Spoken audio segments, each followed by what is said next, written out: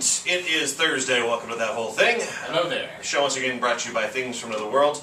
And, of course, that there is our midnight movie for the month of April, Aliens. On the big screen at the Baghdad Theater a week from tomorrow. Yeah, absolutely badass. Indeed. And $3, people. $3 to get you in the door. You got to be 21 and over because I'm going to be drinking beer. Yeah. And you just have to be 21 or over to stand near me.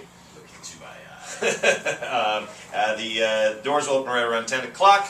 Have some pre-show entertainment. Actually, I've had quite a few people contact me as to what's going to be the contents of the trailer reel this time around. Because the little entertainment trailer reel thing that goes on before the show has become like a nice little addition for a lot of people. Yeah.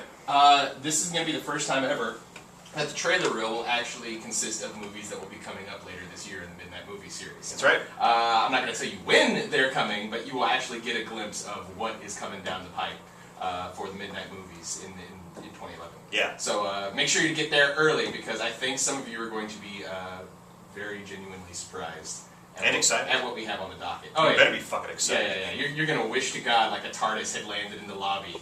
So you just jump in that thing and hang out with Amy Pond, and then after 5 minutes of that, you forget that we even had a Midnight Movie. It'd just be you and Amy. Fair enough, though. You and Amy. So that's next Friday, a week from tomorrow, at the Baghdad Theater. So come out and join us, will you? Today we do not have our normal guest, Byron Beck. Byron Beck is in Seattle doing fancy person things. He's a very fancy lad. Fondling Seattleites. And something along those lines, asking them inappropriate questions about their puckers. Yeah. Whatever it is that Byron does. Yeah. A very well-respected journalist. and yet it seems nobody else gets those sorts of questions. That shocks me. I know. The guy has his own television show now, and he does not ask anybody what their butthole tastes like. Yeah. And I'm shocked. Yeah, he doesn't feign disgust at the idea that they don't mount the upper deck of their toilet and ejaculate into it. Yeah. Like, I don't understand. Like, how come, Sam Adams is spared such indignities and we get the full brunt of it? Good question. I want to see these probing, difficult questions for Sam Adams. Yeah. And other celebrities. I want to see Byron Beck probe Sam Adams. He should be talking to Tim Gunn. Yeah. And asking him things like, have you ever pulled your foreskin so high up that you could store pudding in it? He should be asking Tim Gunn these sorts of questions, and he's not doing it. I think he's shirking his journalistic responsibility, is what I think. What the people want from him. And that's what he's doing in Seattle. He's shirking his journalistic responsibility, so he's not down here. We have substituted. Let's see if you can taste the difference. With Dan Clark of PDXR. Hello, Dan. Well, hi there. And DJ Switch of the Dangerous Kids podcast.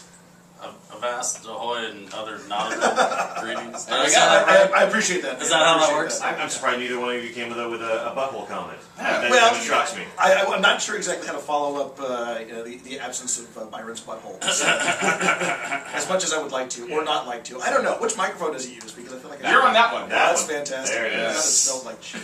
Butthole. There you go. I like how Dan just fought down the flinch. Like I can see his shoulders wanted to twitch. Which one is he on? That one. Hold still. Hold fast. I am a pirate. It would look bad. It's old hat to me at this point. Yeah. Breathing in the gate right now. There are spores that being released like the G.I. Joe movie. Who knows? It filters through my beard. It's okay. Yeah. Now I'm just imagining Cobra Commander morphing into Byron Beck in that movie.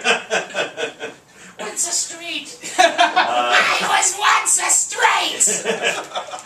And the reason why you guys are here, of course, tonight out at the Space Room. Indeed. You guys are thrown down, Getting drunk. Yeah. Or something. I don't know. Yes, we're PDXR and DangerousKids.net are presenting Pirates of the Space Room. Which, it seems like it took quite a long time for us to figure out, hey, we're pirates, we should invade a bar on a regular basis. Sure, yeah. Well, I know this and one. tell people we should show up. I know this one. What could possibly go wrong? Exactly, Yeah. exactly. So yeah, 9 o'clock until whenever they make us leave.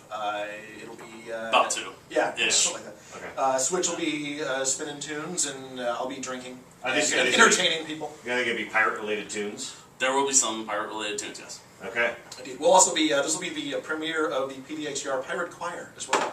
Pirate Choir? Well, that's kind of my name for our loosely affiliated shanty group. So we've been practicing sea shanties and drinking songs, and so we're going to debut all of these things At the Space Room. at the Space Room. Imagine like a barbershop quartet of guys just singing R. Exactly. R. key of R. That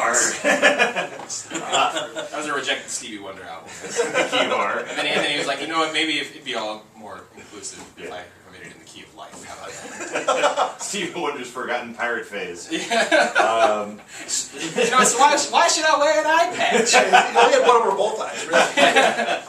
This is just condescending. No, this is a poorly thought out idea. I'm going to go with songs in the key of life. Yeah. How does this make me see better? Yeah.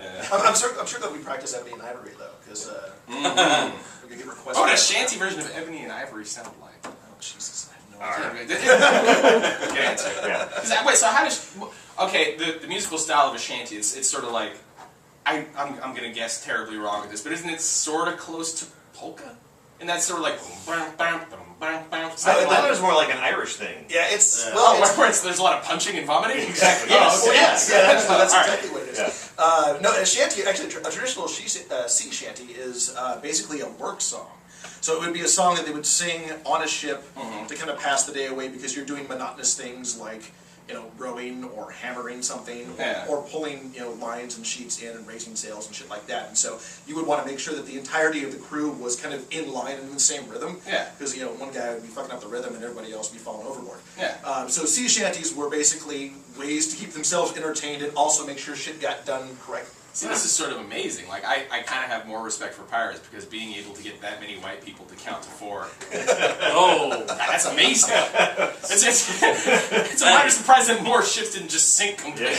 I resemble that remark. That's kind of amazing. That's really all they had to do was count to 1, really. Yeah. It's R. But the shanties I'm sort of familiar with, and the pirate songs, I guess, all sort of follow like a dun da da da da dun dun dun da da. Yeah, those are kind of the Disney versions. Oh, okay, all We're right. going to be singing actual traditional sea shanties tonight. So So they're a little more hardcore. Yeah. Yeah, dude, jeez. Calling it. Gee, what the fuck? I'm sorry. I'm sorry. I didn't mean to stereotype your whole. We've been classing up the pirate things since 2008. Just gotta bring it back down. Coming with these bubblegum pirate shanties. I'm sorry. That's the kind of hate we're trying to compete against here. It's all Sparrow's fault. Yeah. So yeah, no, we're gonna be singing traditional work songs. They're all call and response songs. So we'll sing something, or I'll sing something, and the audience will repeat it. So what you're saying is that in the mid to late '90s, Luke Skywalker of the Two Live Crew was simply performing in a time-honored pirate tradition. Absolutely. With the call and response. Yeah. Where the pirates were more like, you know, beat that hammer or I'll whip your shit. Yeah. He Beat was. that hammer, I'll whip your shit. I know, and Luke was all like, lick my ass up and down. Yeah. Look until your tongue turns doo-doo brown. Doo-doo brown! Doo-doo brown! Yeah. Doo-doo brown! Doo-doo brown! Wait, is that a pirate shanty? That's actually one of the songs we're singing. Yeah! In honor of Pirate Beck, actually. And it is, of course, open to the public. You don't have to come dressed as a pirate. You don't. Okay. If you don't show up dressed as a pirate, you have to buy me an ale. No, that's not true. He's just trying to get free ale. Now We certainly you have to buy me an ale. You just put him on blast. we certainly encourage dressing up though. I'm still looking for something I can throw together that's pirate-ish in nature. The best I have is a T-shirt that says every time you download music, God kills a kitten. There you go. That's pretty piratey. Yeah. That's all I got. That's pretty piratey. It's a little neo-pirate, but it works. Sure. Why not? All right, so head out to the space room, which is on 49th and Hawthorne. Indeed. Later on tonight. Yep. Starting at 7? Start at 9. Oh, 9. Okay. And no cover at all. So. Alright, and this is the second of such parties that the Dangerous Kids and DJ Switch have put on at the Space Room.